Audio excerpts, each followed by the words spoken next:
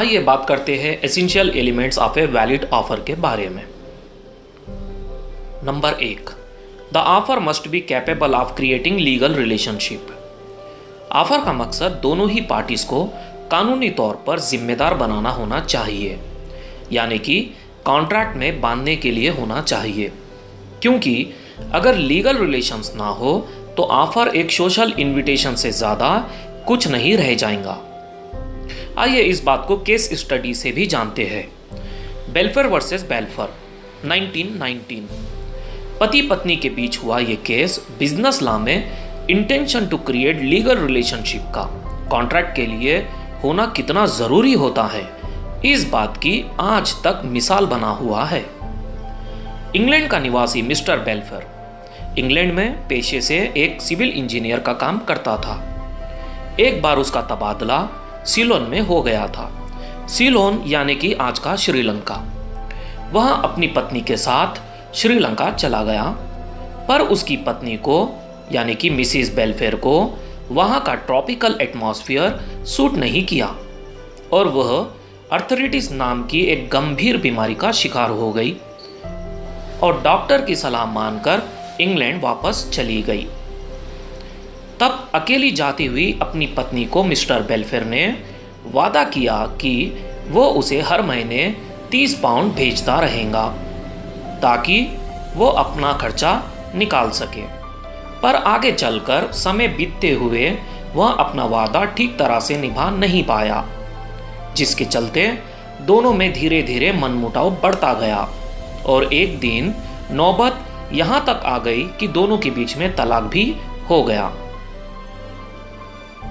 फिर एक दिन मिसिस बेल्फेयर ने मिस्टर बेल्फेयर पर केस कर दिया कि उसने 30 पाउंड देने का जो वादा किया था और वो उसे नहीं निभा पाया था, अब उसका उसे मुआवजा चाहिए।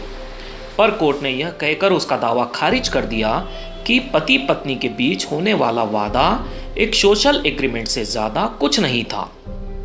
अगर बॉन्ड पेपर पर लिखकर वादा किया जाता तो ठीक था।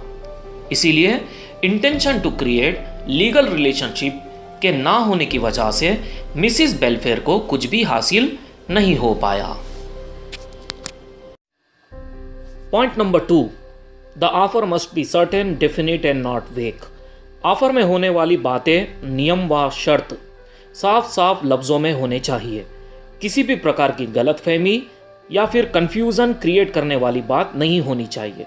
मान लीजिए कि मिस्टर ए मिस्टर बी को 100 लीटर तेल बेचने का वादा करता है, पर इस एग्रीमेंट में शब्द साफ नहीं है कि किस किस्म का तेल बेचा जाएगा। इस पॉइंट से रिलेटेड केस स्टडी है टेलर वर्सेस पॉटिंगटन, वे वर्सेस लेटिलॉन 1937। केस स्टडी पर अलग से वीडियो जल्दी ही अपलोड किए जाएंगे। पॉइंट नंबर 3, द ऑफर में बी एक्सप्रेस और इम्प्लाइड। ज़्यादातर ऑफर एक्सप्रेस होते हैं, यानी कि कहकर या लिखकर किए जाते हैं, पर कभी कभी ऑफर हालात के मुताबिक खुद ब खुद भी बन जाते हैं, भले ही दोनों पार्टीज एक दूसरे से अनजान क्यों ना हो। फॉर एग्ज़ाम्पल, मान लीजिए कि अगर आप किसी बस पर चढ़ जाते हैं तो नियम के अनुसार आपको टिकट खरीदना पड़ेगा। आप यह नहीं कह सकते कि मैंने कब प्रॉमिस किया था कि मैं टिकट खरीदूंगा। पॉइंट नंबर 4, ऑफर में भी पॉजिटिव और नेगेटिव। ऑफर पॉजिटिव या नेगेटिव भी हो सकते हैं। अगर आप किसी को कुछ करने के लिए कहते हैं तो वह पॉजिटिव ऑफर होगा, और अगर आप किसी को कुछ करने से रोकते हैं तो वह नेगेटिव ऑफर होगा। जैसे कि अगर आप किसी को 50,000 रुपये की पेशकश देकर कह रहे हैं कि आप इस एरिया में दुकान मत लगाइए और वो आपकी बात मान लेता है, तो इस तरह का ऑफर नेगेटिव ऑफर कहलाएगा। पॉइंट नंबर 5, ऑफर में भी स्पेसिफिक और जनरल। ऑफर अगर किसी एक व्यक्ति विशेष के लिए हो तो उसे स्पेसिफिक ऑफर कहते हैं, और ऑफर जब सभी के लिए दिया जाए और कोई भी उसे एक्सेप्ट कर पाए तो उसे जनरल ऑफर कहते हैं। जैसे कि सोशल मीडिया, इलेक्ट्रॉनिक मीडिया, अखबार, बैनर इत्यादि में पब्लिक के लिए दिए जाने वाले इश्तिहार, आइए इस बात को एक रिलेटेड केस स्टडी से जानते हैं। कार्लिल वर्सेस कार्बोलिक स्मोक बाल कंपनी 1893। 1889 टू 1890 के दौरान यूरोप भर में फ्लू पेंडेमिक का प्रकोप टूट पड़ा था और इस महामारी की वजह से करीब 10 लाख लोग मर चुके थे। इस बीच एक स्मोक बाल बनाने वाली कार्बोलिक स्मोक बाल कंपनी ने पाल माल गैजेट और दूसरे अखबारों में नवंबर 13, 1889 को एक इश्तिहार दिया कि कंपनी ने एक विशेष प्रकार का स्मोक बाल बनाया है। अगर प्रोडक्ट पर लिखे गए नियमों का पालन करते हुए कोई उसका उपभोग करेगा तो हमारा दावा है कि उसे कभी भी इन्फ्लुएंजा नहीं होगा। लेकिन फिर भी कोई व्यक्ति ये दावा करता है कि उसे प्रोडक्ट के नियम अनुसार इस्तेमाल करने के बावजूद भी इन्फ्लुएंजा हो गया है, तो ऐसे व्यक्ति को साबित करने पर कंपनी की तरफ से 100 पाउंड नगद दे दिए जाएंगे। हमने इस बात को पुख्ता करने के लिए 1000 पाउंड ऑलरेडी अलायंस बैंक में जमा भी कर दिए हैं। इस तरह के विज्ञापन से प्रभावित होकर कार्लिल नाम की एक महिला ने प्रोडक्ट का सेवन शुरू कर दिया, पर फिर भी उसे इन्फ्लुएंजा हो गया। पर कंपनी ने रिवार्ड देने से मना कर दिया और दलील दी कि यहाँ एक महज एडवर्टाइजमेंट था और कार्लिल नाम की विशेषकर महिला के लिए नहीं था। लेकिन कोर्ट ने कंपनी की इस दलील को सीधे से खारिज कर दिया और अखबार में इश्तिहार देने को जनरल ऑफर का दर्जा दे दिया और यह साफ कर दिया कि कोई भी उस ऑफर को जनरल ऑफर होने के नाते एक्सेप्ट कर सकता था और कार्लिल ने ऐसा ही किया। अब वह दावे के अनुसार रिवार्ड पाने की पूरी तरह से हकदार है। Point number 6, offer must be communicated. अब जिस किसी भी व्यक्ति को ऑफर दे रहे हैं उस ऑफर की जानकारी उस व्यक्ति को भी होनी चाहिए, क्योंकि अगर उसे जानकारी नहीं होगी तो उसका एक्सेप्टेंस नहीं माना जाएगा और जब एक्सेप्टेंस नहीं होगा तो एग्रीमेंट भी नहीं होगा। इसीलिए अगर कभी वो व्यक्ति अनजाने में कुछ कार्य करता भी है तो ऑफर से पैदा होने वाले किसी भी तरह के बेनिफिट या किसी भी तरीके के नुकसान के लिए ना तो वो अधिकारी माना जाएगा और ना ही जिम्मेदार।